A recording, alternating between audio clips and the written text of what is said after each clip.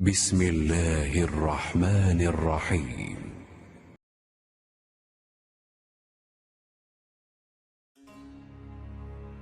رسول اللہ صلی اللہ علیہ وسلم نے چند لوگوں کو کچھ عطیہ دیا اور سعد وہاں موجود تھے۔ وہ کہتے ہیں کہ رسول اللہ صلی اللہ علیہ وسلم نے ان میں سے ایک شخص کو کچھ نہ دیا، حالانکہ وہ ان میں مجھے سب سے زیادہ پسند تھا۔ میں نے کہا حضور، آپ نے فلاں کو کچھ نہ دیا، میں اسے مومن گمان کرتا ہوں۔ آپ نے فرمایا مومن یا مسلمان؟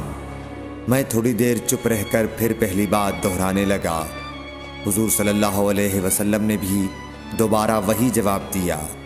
پھر آپ نے فرمایا کہ اے سعد، باوجود یہ کہ ایک شخص مجھے زیادہ عزیز ہے، پھر بھی میں اسے نظر انداز کر کے کسی اور دوسرے کو اس خوف کی وجہ سے یہ مال دیتا ہوں کہ وہ اپنی کمزوری کی وجہ سے اسلام سے پھر جائے اور اللہ اسے آگ میں اوندھا ڈال دے۔